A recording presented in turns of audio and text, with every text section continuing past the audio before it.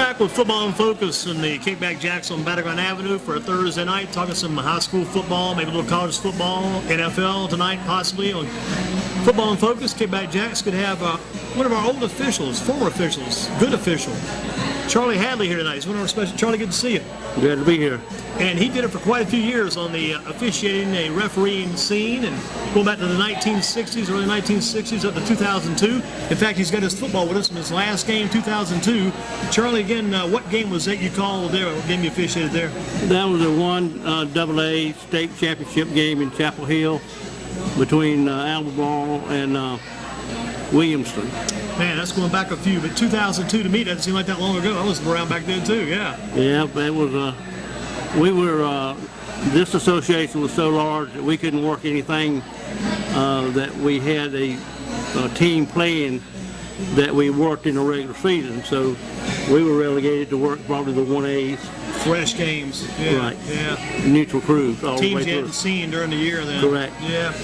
Well, how did you get started? How many years you did it? You did it from back in the 60s, right at 40-some years. How did you get started doing all this? I mean, one day the somebody called, somebody called a game down here, we need some help. Charlie, can you help us? How'd you get going? Well, not quite. I was in the transportation business and in sales, and I called on Brad Fairclough. He was a purchasing agent for J.D. Wilkins here. And we talked, of course, a lot of football. And Brad says, "Have you ever thought about being a football official?" I said, "Well, yeah, but I just never did know how to get started." He said, "Well, we'll get you started." So he asked me to be at the local association, going to our official association on Tuesday night. And so I went. And so then signed up and started working Pee Wee games and mite and midgets for the Greensboro Rec Department, and did that for a couple of years. And then we moved into junior varsity. And then once you sort of prove yourself there, they recommend you whether or not you're going to work the varsity or not. Who was working the Parks and Rec? Who led them back then? Remember who was in charge there? Was Bill Britt around back then? Yes, Bill Britt was. Very much so. And that's where all officials should cut their teeth. And then we got some we got eliminated from that. They didn't think it was too important, I guess. So we finally got it back. I know a lot of times you guys are calling games on Friday nights, high school. Sometimes you'd be calling games on Saturdays and weekends for maybe other ball as well, right? Because you call like recreation games on Saturdays sometimes too, probably. That's correct. But back then they had them on Mondays night, Tuesday night, and Wednesday exactly, night. during the week. Yeah. So Thursday night was JV. Right.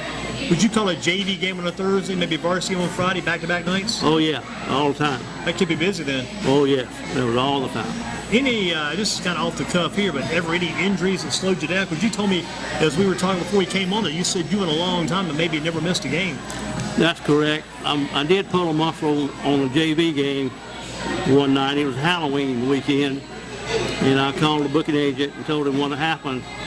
And they said, "Oh no," he said, "You're the third umpire that's got the injury this week." I said, "Well, it's not Friday night yet." Yeah. So we wrapped it and iced it and everything the next day, and so we was working at East Randolph.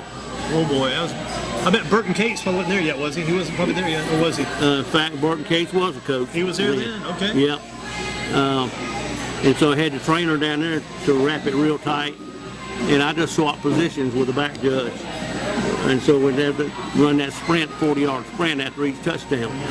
So that saved a lot of wear and tear on that leg at night. But there was a question, how do you decide before a game, how do you decide, or do you get labeled prior to the season, how do you say who's going to be the lead official or the head referee, the head linesman, the field judge, the back judge? How do you decide who's going to do that each game? Or is it already pre-decided before you get there? It's already been decided. We have a booking agent, and he's got 350 officials, and he ranks them by position. So if he's got a real important ball game, he'll send his top referee, and then so forth by each position probably into that game, and rank them on down to, you know. Does the rankings change week to week or month to month? Oh yeah. So you may be calling a game in one spot one week and another spot the next week? Oh, absolutely. They call you first week and let you know what you're going to be doing? Well, they send it in the mail. Mail? Oh, wow. By then. Back then we got them in the mail. Right.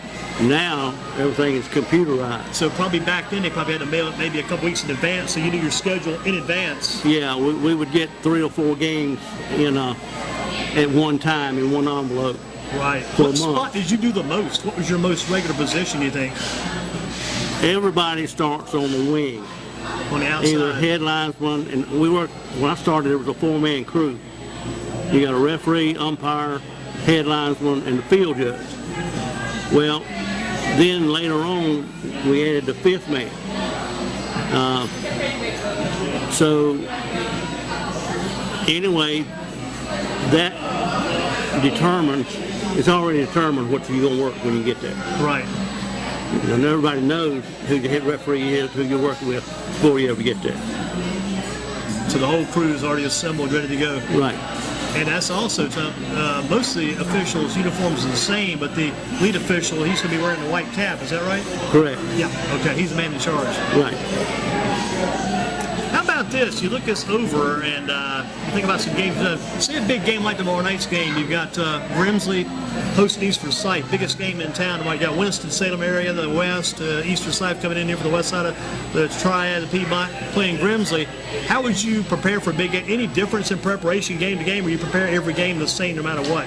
Do you ever look over these teams at all, see what kind of teams are going in, or just block that out and just call the game as you see it when it starts? You call the game between the lines just like you see it. Don't make no difference who's playing, where we're playing, what the score is, where they rank in the league, the conference. That makes no difference. So it doesn't matter if they say Todd Ellis is quarterback in Page. You don't even probably know who these kids are. Sometimes you try to forget who these kids are if you've ever heard of them. Probably. Exactly right. Do you talk to the players on the field during the game, unless you're offering some kind of advice? You don't probably talk to the players much at all, do you?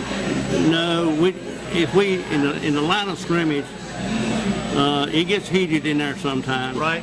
And so you can say, now son, make it a clean block. Keep him hands in. You remind them. Yeah. Preventive officiating goes a long ways in getting the respect to the kids to play up to their ability. What about the pace of the game? A game like tomorrow night's game may be a little bit faster paced game. Do you guys anticipate that sometimes, prepare for that, or just ready to go as you see it? No, just go as you see it, because you got, well, now I understand that the rule change like college on the 40-second rule. So the clock starts when that play is over. So they got 40 seconds now to get back in the huddle, call the play, and execute the play, snap the ball. Right. I guess when you're on the field talking to the players, like if you're on the outside that you mentioned down on the wing, if you're out there, you got those receivers, you're letting them know you're okay as far as being across the line or behind the line. You always remind them too, probably right. And they'll even ask you sometimes, the receivers. Well, some of them do. Some of them do. But what the wingman does, he puts 1 foot forward on the ball. Show him where the line of scrimmage is. So he's got a measuring stick to go by. That keeps everything straight. Yes. Here's a question came in by text. This is from Bill, because you know Bill. It says, get Charlie to tell you about the Western Gilbert Moorhead game that went overtime, 1976, I guess it was, fall 76. What about that game, the Western Gilbert Moorhead game, went in overtime? Well, back in that period of time, I was the umpire in that game. And the umpire takes position on the visiting team side. So that was Western Gilbert's side on the 45-yard line. So the ball was placed for kickoff, and as soon as the tackles, the 5 men up front, cannot step back across the 45-yard line until the ball is kicked. So this big tackle stepped back across the line, the 45-yard line, before the ball was kicked. He was going to the other side of the field to help set up a wall for the receiver of the football to run down that sideline, and did a pretty good job of it, because they knocked him out on about the 10, almost scored a touchdown. So that's a live ball, and I had the flag just the minute he stepped down back across the 45, and I was hoping, maybe somebody would knock him out of bounds. I didn't want to call a touchdown back. Right. But Anyway, Doug Henderson was coach then, and Doug saw it. He didn't say a word. We brought the ball back, penalized the foul, and went on. Well, Western Guilford finally tied the game up, 7-7, and consequently the game ended 7-7. So we went to the first overtime. In overtime, the same as it is now. You put the ball on the 10-yard line. You have a coin toss, and you get the choice of taking the ball or go taking defense. I don't remember which they did, but anyway, they put the ball on the 10, the other team scored. Now the other team gets the ball, put the ball back on the 10, and that team scored. Now it's 14-14. Keeps going back and forth then. That was the first overtime. The second overtime repeated that. They scored on each other. That made it 21-21. So finally, I believe somebody missed the field goal, and Western Guilford kicked the field goal and won the ball game. That was for the conference championship and the right to go to the playoffs. And that was the only team that went back then. The other teams in the conference, only the champion went. That was a huge game. That's right. Now it's watered down to about, Yeah, 120 games. That's crazy. Yeah. But I think Mark Midkiff kicked that field goal, right? Wasn't it Midkiff? Does that name ring a bell? Yeah. I think it was Midkiff. Yeah, I didn't know the back. There's been too much water on the dam. Oh yeah, because I remember the kind of the backstory. We lost that team in 1975, 1917 to lose the conference title. Then it went up to Moorhead the following year. Western didn't beat them in that triple overtime. So Western Guilford Moorhead had some huge battles going on over those 2 or 3 years, big time battles. Right. Because you had Tom Harger coaching. Harger coached at Moorhead, Doug Henderson, Western Guilford, and at that time Moorhead was a very solid club. Yes, it was. Very solid. Yes. I remember I was up there the following season, and anyway, Moorhead, there's 2 seasons after that, and Moorhead had their first playoff game. It was up at up in the mountains. Anyway, it was so cold up there, they had their bus, and they run the whole ball game. And so consequently, on the way back, they run out of gas. So Tom told me about that deal the next time I was up there. They might have been playing at Pisgah or maybe at Silver Webster. That was the guys back in those days seemed to be the dominant teams in the West. It wasn't that far up there. I think. I remember one place people went to back then, maybe a little further up there, was Tuscola. You had Elkin. Elkin was the team involved. But remember Elkin quite a few times involved there too. But Western, I think, went on to win their first round playoff that year when they won the conference title and got knocked out. But then the next year, that would have been the fall of '77, they won the state championship. Western did when they beat South Caldwell. Right.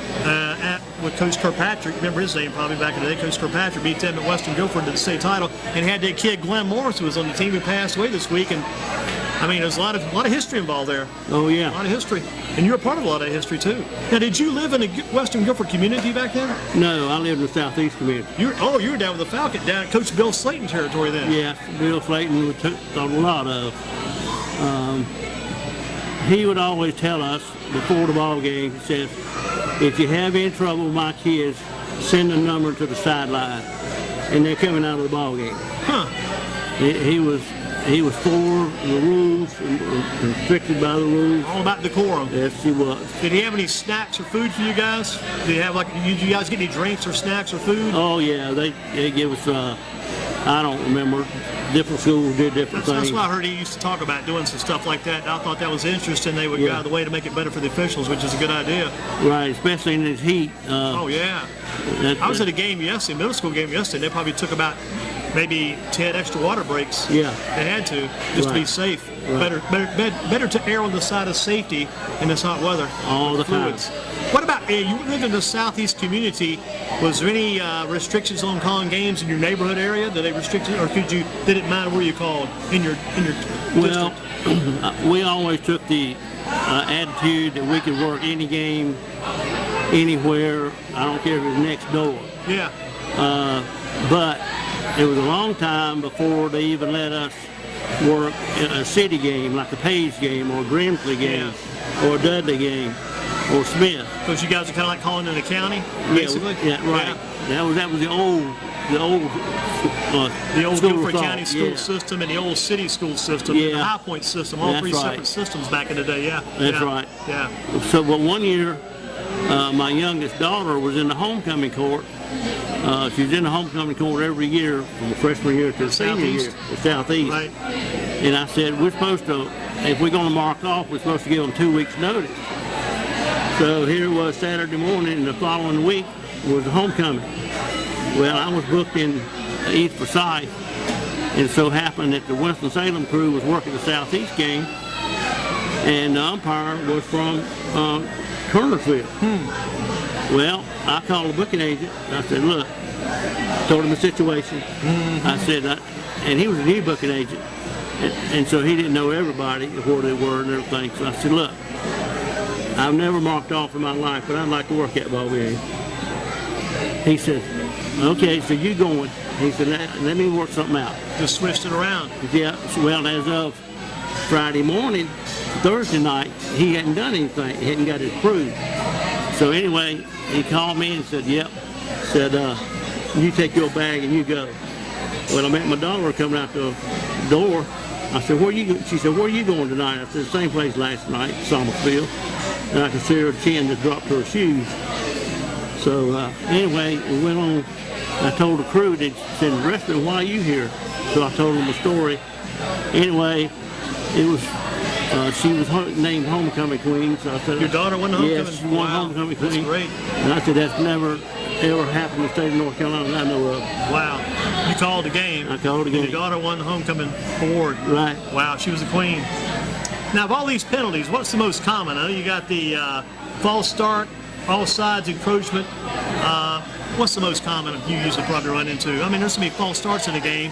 Probably run out of paper writing them down. Well, back then it was a clipping. Clipping was bad. And now it's more like a block in the back. But one we enforced to the T was number 1 piling on, and number 2 was spearing, which is now targeted. Yeah. And my take on that is if everybody all across the country had penalized spearing like we did, I'm not for sure that targeting would be as prevalent as it is today. Right. If they got on it sooner and did a better job with Right. it. Exactly. If you had a game where you had to stop the game due to the fans or the players getting out of control, had to stop a game because of that? Yeah, we did stop a game. Cart Hamilton was the referee and I was the umpire. We had a kid he just wouldn't stay under control. And it was for Parkland against North Davidson in his last game of the season. And I guess they was fighting for the county line. I don't know of any other reason. Right. Anyway, this guy threw a block and he didn't like it. And he come up swinging. And by the time we got it stopped, we were down on the 50-yard line. We was on the goal line, that's where we started.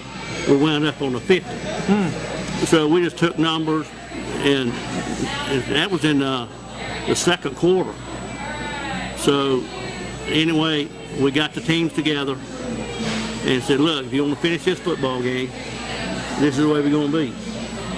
And so give them about a 10-minute cooling off period, and we went back and played football. And we finished the game. Finished the game. What about because of weather? Ever cancel a game because of weather, or were any weather issues? Well, back in our day, they didn't know what rain was. But, I know one occasion, back then, the protocol was that the school had to call a referee and tell them whether it was going to cancel a game or not. Well, it had been raining here all day, and Gil Brewer was the referee, and the crew was waiting on him. So he was late getting there. He waited till the last minute. He was going to Eastern Alamance. We got down there when the teams were coming off the field from pregame warm-up. And I said, Coach Fred Brady, I said, Coach, I thought you'd cancel this game tonight. He looked at me and he says, you're the umpire, aren't you? I said, yeah. He said, well, that's the reason we're playing. I said, what do you mean? He said, we've never snapped a wet football in any game that you ever called for us. I said, well, there's a little trick to it. And so we'll be glad to be here. What was the trick? Well, the trick is before the game, you ask the centers on each team how he wants the laces on the football. Some of them want them straight up, some of them want you tilted to the right, some of them want it all the way on the bottom, some of them want it on the left. So that's the way I always laid the ball down, is how he wanted his laces. You take a left-handed snapper, he probably wants it, some way different than the guy that's right-handed. So that's the way I laid it down every time. And because if you don't, it's no use to give him a clean football, because you just lay it down, he's going to rotate the ball, and what does that do? That gets it wet, or it's muddy, he gets it muddy, so you're back to square one. Yeah. So that prevented a lot of fumbles. What about this? The speed of the game, has it changed over the years? The speed of the game gotten faster, and from that standpoint, did you guys have to do more conditioning as time went on to stay in better shape? Did the speed of the game pick up some from your impressions, or stay about the same? Well, the speed of the game has to do with the athletes themselves. The athletes, right. But the timing factor, it's still 30 seconds. What about the athletes? Did you see the athletes changing some over the years, though? Getting faster, quicker, stronger, bigger, all those kind of things? Or? Oh, yeah. Every level is faster. They all look bigger to me, because I remember when I played, I thought I was a big guy when I was younger, and I found out I was like a shrimp, because the guys now are like 300 pounds. See a lot of 300-pounders these days. They're huge. Well, that's true, because what they're doing is they're emphasizing off-season workout. Right. All of them got training rooms now. They're eating better. I'd say that's a key, too, eating much better. Yeah. Yeah. What about, you look things over, any real crazy, strange games you called? Any strange, unusual type games where crazy things may have happened during the game, or nothing really stands out there at all? Something very unusual? Well, I think that homecoming game was kind of interesting in itself with your daughter. That was kind of an interesting game. That was interesting there. But any other ones that maybe stand out? Yeah, the umpire always has to rule on equipment, whether the equipment is legal. There's two or three things. Another was down in Eastern Alabama again, and Clark was in the punting situation. The punter was back there, lined up, received the ball, and all of a sudden the whistle blew. Howerton blew his whistle. He says, "Come here, Charlie." He said, "What's the matter?" He said, "Look at that shoe." So it wasn't a shoe, it was a ballerina slipper. He might as well have been kicking barefooted, which is illegal. Wow, yeah. So the next thing he wanted barefooted was a ballerina slipper, but the shoe has got to have cleats, and it's got to have a sole, and the slipper didn't have either one. Huh. So he had to take a timeout, go get a shoe. And he was already used to kicking with that new shoe, so it kind of changed his kicking game that night too, then I'm sure. That's right. Yeah. That's right. But you guys set him straight. Absolutely we did. And then another game down in the playoffs, down in Fayetteville, we always shake hands with the captains on the sideline. And I shook hands with the captain, and he had so much stickum on his glove, I couldn't hardly get my hand back. Yeah. So anyway, he changed gloves, and I don't know what he did during the game, but no called him again. Wow. Did you call any games on Saturdays as far as no college games, just all high school games for you, probably, right? Yes, I didn't have time to work the... Stay too busy. Yeah. Stay too busy doing that. Some of the coaches, you recall, some of the coaches, you keep in contact with those guys today? Still keep in touch with any coaches? Some of them I do. I'm still working, so I don't have I can't go to lunch every Tuesday or Wednesday or whatever. Oh, yeah. Hopefully that's going to change here soon. Yeah. You probably deserve a break, yeah. Yeah, but I go back in the game, all the way back to, Marion Kirby and Richard Kemp. They played together at Lenore Ryan, and I mentioned Slayton and Sal Giro and Claude Manzi and Charlie Gregory and Alan Brown over Thomasville. Yeah, he was around forever. He's still around. He's coaching at Montgomery Central. His son Benji's the coach at this new school, Montgomery Central. Alan Brown's still coaching after all these years. Hard to believe. It is. I know he was always, they want to change the times. And Alan Brown said, no, 7:30 is kickoff, in Thomasville. Yeah. If you're going to play in Thomasville, you're going to kick off at 7:30. Why do you think 7:30 is the best time? You're official. You know what goes on. I don't know why. It's just always been. Yeah. It's always been that way. Yeah. So a lot of coaches over the years. Now you mentioned you guys were the territory, so you didn't have any real long, super long drives. Most of those drives you had to the games each night were kind of close together anyway. Well, like I said, we had I forget how many schools we had, but we went as far as Kannapolis to the west, Greensboro officials I'm talking about. Yeah. And as far east as I guess Eastern Alamance. So one time we had Hillsboro, but that went to the Durham Association, I think, later on. And you guys probably rode together on some of these trips too. Yeah, we would meet Save on and gas. ride together. Yeah. And the shortest trip, like you mentioned, go to Southeast Guilford. You couldn't beat that trip. You could almost walk over there. But I left early so she wouldn't see me go to the dressing room. I got you. Did you ever train the young officials? Were you ever a trainer as far as training these new kids coming up? Yes, I went on to be the president of the Greensboro Local Association, and we made it an effort to recruit new officials. And our clinics, we would have clinics, on-field clinics, prior to the season starting. On-field clinics. We met training in July. Right. The book stuff all in classroom every week until the season started, until we took the exam. But back then it was real dedication. I'm not so sure that's prevalent today. Yeah, I bet you one thing though, today you've got to be on your toes, got to really, I guess, soak it in as quick as you can these days. Yes. I suppose back then you had more time, probably you study more, you have more of a regime. Today they just try to learn, I guess, as quick as they can, get on the field. And if you're slacking in one area, you hope that official over to your right can kind of carry you a little bit. That's right. Yeah. And that I know they're still having trouble getting the officials. That's why I wondered about that, because today that's the biggest problem with the state association, high school association, trying to get new referees. They don't want to do it as much as they did in the past. That's Not right. as much interest. People don't want to go out because, did you ever have any trouble with fans coming on the field during the game? Any fans back in the day?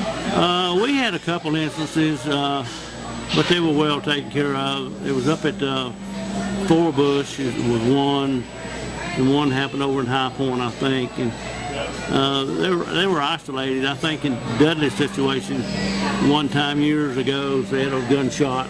Yeah, I remember that Friday night game. Yeah. Yeah, that was they're few and far between, but it does happen. I mean, it's not a big deal because you guys did it because you love what you were doing. What was the pay like back then? Was the pay decent? Well, I think when I started, I think it was $35 a game. That sounds fair back in that day, yeah. Yeah, I think they're now up to about 70, 75 or something It's like not that. been a huge jump, but it's still, the balance of it's not too bad. Yeah. Not too bad, especially if you do more than one game a week. Right. If you do 2 games a week, that would be really nice. Right. Be a good boost to your salary overall. Right. Very much so. If you had to go out and recruit some new officials today, bring some new guys in to do this work, what would your sales, I know you're also a residential and commercial real estate salesman, you have that salesman ability, what would your sales pitch be like if you're trying to recruit some new officials to come in and referee and call ball games today? What would you tell these guys and encourage these guys how to do it?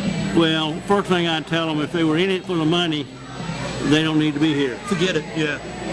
Second of all, you got to be dedicated. You got to learn the rules. Take time to learn the rules and mechanics of the game. And the only way you're going to get the mechanics of the game is to work on the field. That can't be taught. We can tell you what kind of position you're supposed to be in on any certain play, what we want you to do. We want the umpires like to turn around on the pass play.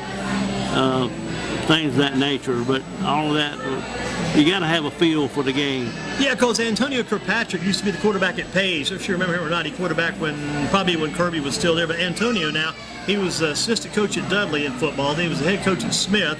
Then he went back to Dudley as assistant coach. Now he's officiating games. He gave up the coach and officiating. So I think a guy with a background like that, if he takes it seriously, he should have a pretty good inroads to the game. Yes, right.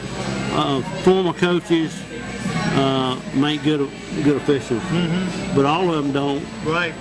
I can see some of those coaches getting caught up maybe watching the game too much. That's trying right. to start coaching again. That's right. Yeah, yeah. And that's a big thing is you can't do. There's a fine line there, isn't it? Yes, it is. You got an area of responsibility, and nobody can take that away from you. Here's a call for you. I was at the game this week, middle school game this week. Kid breaks loose. They throw him a pass. There's a double pass play. Quarterback throws it to the outside. Pass upfield. The receiver catches it. Breaks one tackle. Ducks under. Breaks another tackle. Goes to the end zone. About a 50-some yard touchdown pass play. Right before he gets to the end zone, he's got the touchdown made. He got it made. He jumps in the air, does a somersault into the end zone, and lands. Do you call anything there?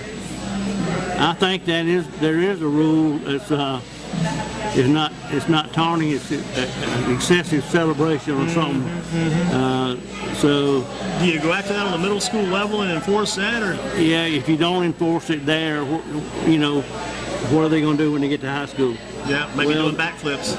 What it is, they see all this stuff on the pros, and they think they can do it. Yeah, because the pros have pretty much encouraged it now. That before they were like trying to discourage it and eliminate it, and the pros, the celebration, now they're encouraged to say, go ahead and do your thing. Yeah. So, right. And the kids are picking up on that now too. That's right. If you had to go back and do this whole thing again, would you go back and do it the same way, or would you do it differently? All this officiating, going back to the early 1960s up to 2002, do you do it all over again, or do you do it differently? The only thing I would do different is I wouldn't have retired in 2002. You kept going. They'd have to drag you off. Well, I made a commitment to the community and to the Moose Lodge. Oh, yeah. And they needed to move that lodge from where they were to all over the other side of town. And I made a commitment to that. And Friday night was our biggest project. And that was, so I felt like I needed to be there. And so that's the reason I retired. I could have worked a few more years. I think my legs would have lasted. How about your favorite college team? Got a favorite college team? Football? Well, my daughter is here tonight. She graduated Wake Forest. Okay. My other daughter graduated UNC Charlotte, and my son graduated East Carolina. So I got stock in all three of them. Absolutely. How about a favorite pro team? Well, it used to be the Redskins. Back in the day, yeah. Back in the day, but I sort of, like the Panthers. I did the same thing. I never thought I would switch. I said, I'm going to be loyal to the team forever. You can't ever change. I felt the need to change because of the amount of information provided by the Panthers. Just get some information about them here within the state and locally that you feel like, I got to follow this team. They're the in-state team. Right. This is what it's all about. Back to the skin, just get a ton of information about them. But, they all left out of here when the Panthers came in. So I did the same thing you did. Switched up as well. Right. Yeah. Well, Charlie Hadley's been a great referee over the years and done a very good job here tonight. In closing, what would you say to all the people that supported you over the years? Kept you going, your family, and got your son-in-law, he's over there tonight. Craig Foster's here, your daughter's here, your wife's here. They all gave you all that support? Yeah, so without them, it wouldn't have happened. It's a team effort, right? Yes, it is. Because Friday night was, I miss it, the kids and the coaches and all that, but she's been a widow on Friday night for 40 years. 40 years. It's a long haul. Right. Heck of a run. Yeah, do you still go to games on Friday night sometimes now? Sometimes I do, yeah. Yeah. Still catch a few games. Right. Have you watched any this year? One. Who'd you see? I saw Southeast.